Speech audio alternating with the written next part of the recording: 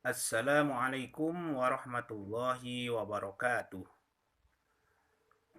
Bismillah, alhamdulillah, la haula wa la quwata illa billah.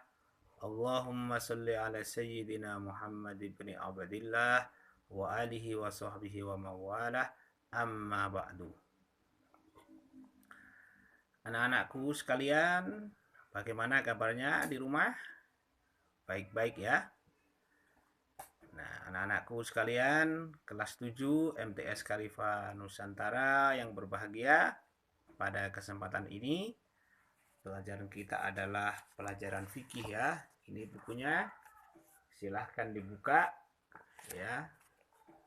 Sambil menyimak video, silahkan bukunya itu dibuka. Kita akan bahas di bab 1 yaitu tentang bersuci. Nah, dalam kesempatan kali ini kita akan bahas tentang bersuci dan najis ya. Anak-anakku sekalian yang berbahagia, apa itu bersuci?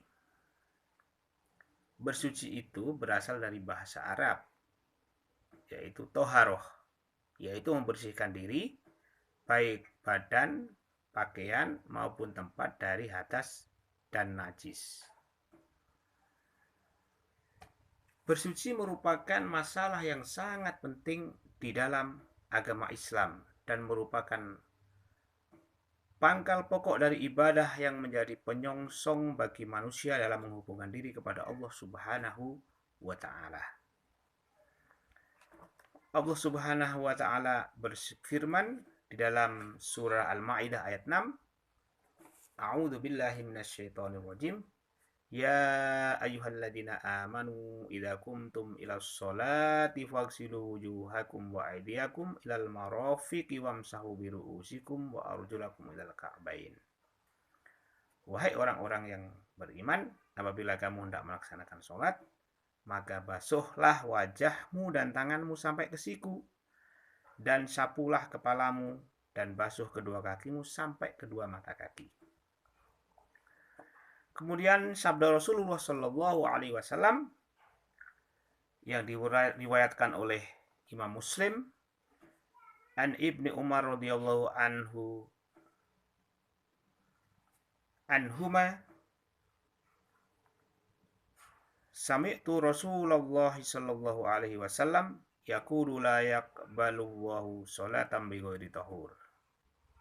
Dari Ibnu Umar radhiyallahu anhu berkata, saya mendengar Rasulullah Shallallahu Alaihi Wasallam bersabda, Allah tidak menerima sholat seorang tanpa bersuci. Maka bersuci ini sangatlah penting bagi umat Islam. Jadi dalam hadis yang diriwayatkan oleh Imam Muslim dari Ibni Umar radhiyallahu anhuma, tidak diterima sholat seseorang itu manakala tanpa bersuci, atau bersucinya itu tidak benar ya, maka sholatnya tidak diterima oleh Allah Subhanahu wa Ta'ala. Padahal besok pada hari kiamat itu amalan yang pertama kali dihisab oleh Allah adalah amalan sholat. Jika sholatnya baik, maka amalan yang lainnya itu baik. Tapi kalau sholatnya tidak diterima, maka amalan yang lain juga tidak diterima oleh Allah Subhanahu wa Ta'ala. Nah, bersuci itu dari apa? Bersuci itu adalah dari hadas dan najis. Kalau hadas ada dua, yaitu hadas kecil dan hadas besar. Apa itu hadas?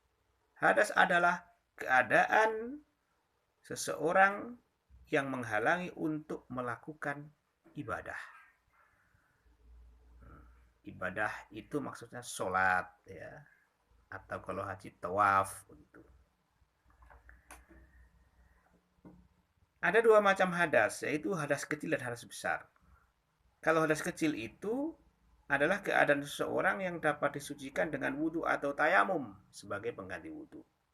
Sedangkan hadas besar ialah keadaan seseorang yang harus disucikan dengan mandi atau tayamum sebagai pengganti mandi. Misalkan wanita yang sedang haid atau wanita yang baru melahirkan, maka dia hadas besar. Cara mensucikannya ialah dengan cara mandi. Kalau nggak ada air, ya dengan tayamum sebagai pengganti mandi. Nanti ada pelajaran tersendiri bagaimana wudhu, bagaimana tayamum pengganti wudhu atau tayamum pengganti mandi besar. Kemudian yang kedua, kita bahas tentang najis. Najis itu berasal dari bahasa Arab, yaitu najasa yang artinya kotor. Menurut istilah, najis adalah kotoran yang menjadi sebab terhalangnya seseorang untuk beribadah kepada Allah Subhanahu wa Ta'ala. Misal ada seseorang bajunya kena kotoran ayam, maka dia tidak boleh melaksanakan sholat dengan baju yang terkena kotoran ayam itu. Harus dicuci dulu atau diganti dengan baju yang lain. Kemudian macam-macam najis. Najis itu terbagi menjadi 3. Yang pertama najis mukhaffafah, yang kedua najis mutawassithah, yang ketiga adalah najis mughalladah. Mukhaffafah itu najis ringan, mutawassithah itu tengah-tengah, dan mughalladah itu adalah najis berat. Najis mukhaffafah adalah najis yang berupa kencing bayi laki-laki yang berumur 2 tahun. Umur dari lahir sampai 2 tahun apabila dia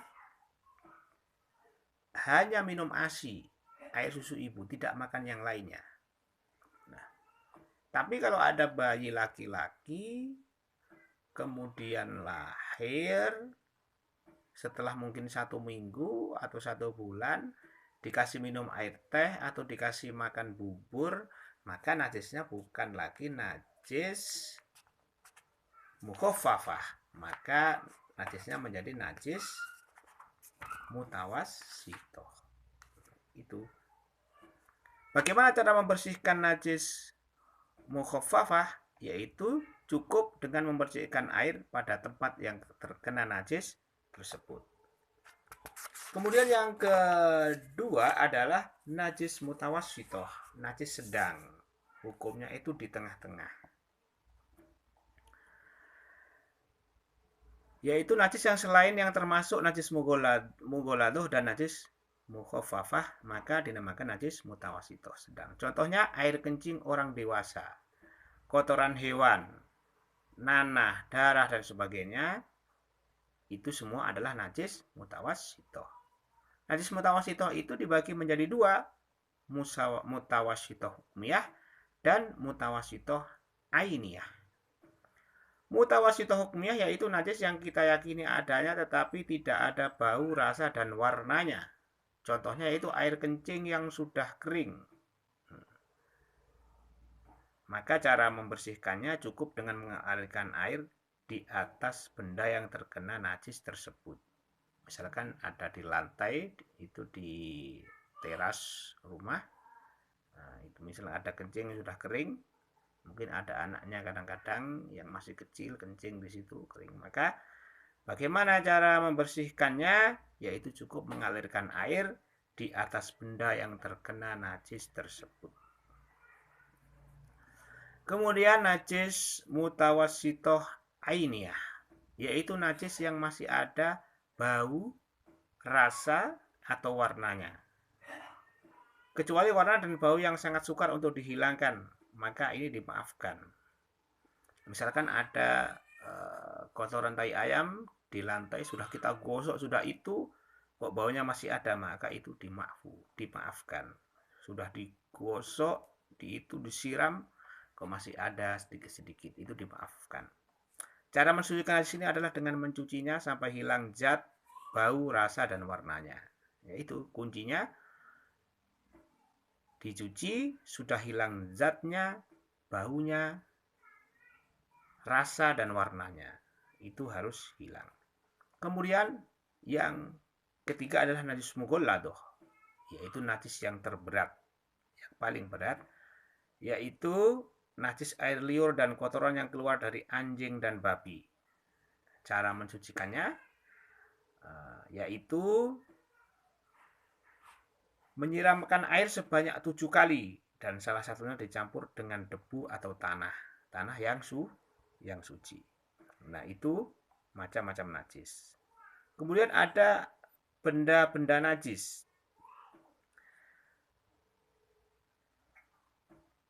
Di sekitar kita itu ada banyak benda-benda najis. Di antaranya adalah bangkai binatang. Bangkai binatang itu adalah najis, kecuali bangkainya belalang sama ikan. Nah, itu tidak najis. Ya, boleh langsung digoreng. Ada ikan, kita di sungai ada ikan mati. Nah, boleh kita ambil, kita goreng. Atau belalang mati. Nah, itu boleh. Halal kan? Itu belalang. Kemudian darah. Darah itu juga najis. Kemudian nanah. Nanah itu termasuk najis.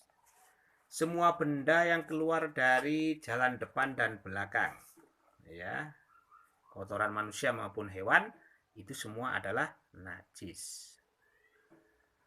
Kemudian arak atau khamr, minuman keras, maka itu semuanya adalah najis. Kemudian anjing dan babi, itu najis. Kemudian bagian badan yang diambil dari tubuhnya ketika masih hidup.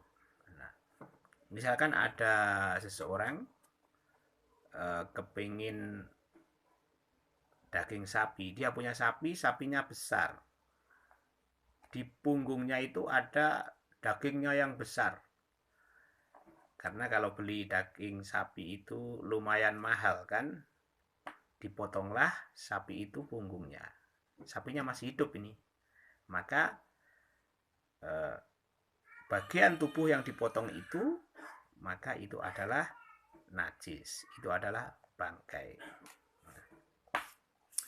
Anak-anak, itu penjelasan tentang bersuci dan najis, dan serta macam-macamnya najis. Nah, setelah anak-anak melihat video ini, maka saya akan memberikan tugas, ya. Tugasnya adalah sebutkan macam-macam najis dan cara mensucikannya. Ya. Yang pertama tugasnya sebutkan macam-macam najis dan cara mensucikannya. Yang kedua, tuliskan hadis yang menjelaskan bahwa Allah tidak menerima sholat seseorang tanpa bersuci.